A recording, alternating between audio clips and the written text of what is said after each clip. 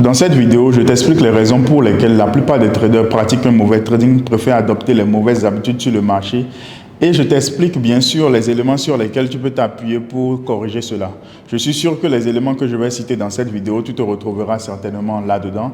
Et je suis certain que cette vidéo te permettra aussi de corriger le tir à l'avenir. Avant de continuer, si c'est la première fois que tu tombes donc sur mon compte YouTube, je t'invite à t'abonner à la chaîne et surtout activer la cloche de notification pour ne pas manquer mes prochaines vidéos dans lesquelles je partage avec toi des contenus éducatifs par rapport au trading et aussi ton développement personnel. Dans la vie, dans tout ce que nous entreprenons et même dans le trading, les mauvaises habitudes ont généralement plus d'intérêt, plus de portée à court terme que les bonnes habitudes. Oui, les mauvaises habitudes ont généralement plus de portée et plus de conséquences positives à court terme. Malheureusement, les bonnes habitudes n'ont pas vocation à nous récompenser à court terme et c'est la raison pour laquelle la plupart d'entre nous n'aimons pas généralement nous imposer une certaine rigueur pour continuer à évoluer dans la bonne démarche. Je vais essayer de sortir du cadre du trading pour essayer de mieux m'illustrer. Je prends deux personnes, deux individus. J'aime souvent prendre cet exemple pour être plus illustratif. Je prends deux individus, le premier, d'accord, et le deuxième qui vont manger après avoir fourni un effort, après avoir passé une très longue journée. Et qu'est-ce qui va se passer? Le premier décide de bien s'alimenter.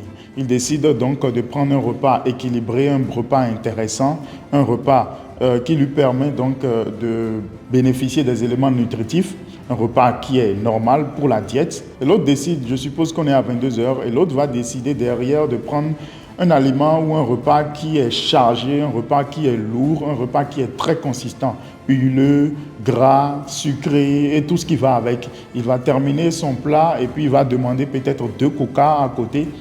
En réalité, l'autre, il va peut-être finir, l'individu A, il va peut-être finir. Il va demander peut-être de l'eau, juste pour étancher sa soif et pour se satisfaire simplement par rapport à ses besoins nutritionnels. En réalité, quand vous allez prendre les deux individus-là qui viennent de finir de manger, vous allez remarquer que celui-là qui a mal mangé, donc qui a pris un repas lourd, très gras, très huileux, très sucré, très salé et tout ce qui va avec, et qui au passage a ajouté peut-être 2 ou 3 bouteilles de coca, a éprouvé généralement plus de satisfaction lorsqu'il aura terminé son plat.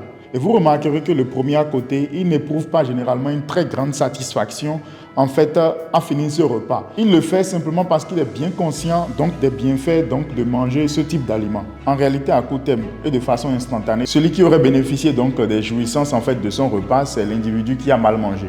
Et si le cycle se répète demain, ça sera pareil. Après-demain, ça sera pareil. L'individu B continue de mal manger et l'autre continue de bien manger. Mais qu'est-ce qui va se passer quand les deux vont entretenir ce genre d'attitude pendant 6 mois, pendant 1 an?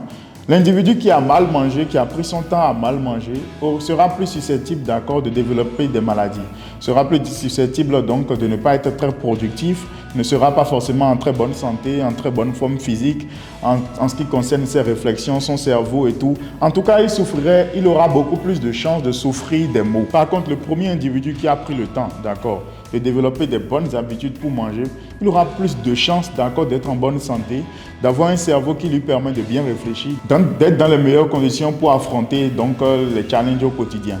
Et donc, c'est ce qui se passe généralement dans tout ce que nous entreprenons. Et généralement, c'est ce qui se passe à court terme lorsqu'on décide en fait d'adopter une mauvaise habitude.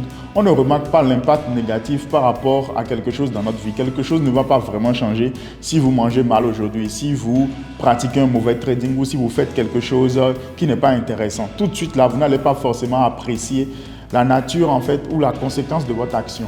Mais c'est dans le temps et dans la durée que vous allez voir les bénéfices en fait, la conséquence en fait de vos actions précédemment posées. Et puisque nous sommes dans une société de la récompense immédiate où tout le monde est pressé, il est beaucoup plus facile pour nous donc d'adopter les mauvaises habitudes. C'est comme dans le trading où lorsque tu te décides par exemple de prendre des risques démesurés par rapport à tes positions, tu remarqueras que tu as beaucoup plus de chances en tout cas de gagner beaucoup d'argent à court terme. Et lorsque tu décides en fait de pratiquer un bon trading et d'associer des règles de gestion de risque par rapport à ton capital, il sera moins probable pour toi, d'accord, de faire des résultats très impressionnants sur le court terme. Mais en le faisant, ce que tu gagnes sur le long terme, c'est l'expérience que tu construis. C'est la continuité que tu maintiens en fait dans le trading. Et j'insiste chaque fois sur le fait que chaque personne, en tout cas en tant que débutant, doit privilégier le fait de construire cette expérience-là.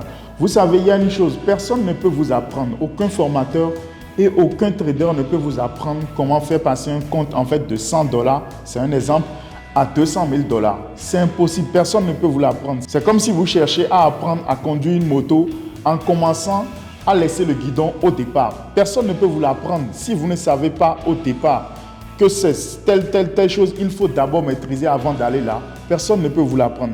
C'est avec le temps, votre entraînement, la qualité que vous y mettez, le sérieux, la rigueur, la consistance, l'expérience que vous développez, que vous allez peut-être être capable après de faire des performances incroyables.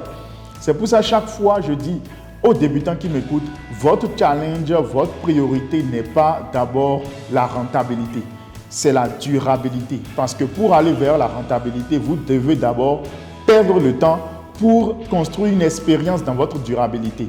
Et cela nécessite beaucoup de sacrifices. Vous devez privilégier les bonnes actions, aller étape par étape. Allez tout doucement. Moi, je suis clair sur quelque chose. Il n'y a pas quelqu'un de sérieux, un trader en tout cas qui débute, qui est prêt à faire les choses de façon correcte, de façon cohérente. Il prend son temps pour construire une expérience. Il prend son temps pour grandir dans le processus au départ. Il prend son temps pour comprendre en fait les réalités de l'activité. Au bout de 3, 4, 5 ans, normalement, tu dois obtenir des résultats. Si tu n'obtiens pas de résultats après ce genre de moment, c'est que tu as faussé complètement ta base. C'est que tu as brûlé les étapes et tu n'as suivi aucun process. Les raisons donc pour lesquelles nous privilégions donc les mauvaises habitudes, c'est parce que ces mauvaises habitudes ont tendance à nous récompenser fortement à court terme. Et malheureusement, les bonnes actions ne nous permettent pas, en tout cas dans notre trading, d'évoluer très vite. Et dans un contexte où on voit des traders par-ci, par-là sur les réseaux sociaux en train d'afficher des performances incroyables, il n'est pas facile d'être concentré. Toutefois, vous devez comprendre que chaque personne avec son expérience sur le marché, vous devez aller étape par étape. Moi, je peux vous garantir que vous avez totalement les chances à votre côté pour réussir dans le trading, pour gagner beaucoup d'argent. Mais pour l'instant, vous devez d'abord vous concentrer sur le processus qui vous permettra d'être grand. C'est à ça, moi, j'ai envie de vous orienter. J'espère que mon message passera. Alors, pour finir, n'oublie pas de me dire en commentaire de façon sincère, est-ce que tu penses que dans ton trading, tu as tendance à pratiquer plus de bonnes habitudes lorsque tu es sur le marché, ou est-ce que tu penses que les habitudes que tu pratiques sur le marché ne sont pas forcément les plus intéressantes? Si les habitudes que tu poses sur le marché ne sont pas forcément les plus intéressantes, quelles sont les résolutions que tu penses prendre pour changer donc ce paradigme?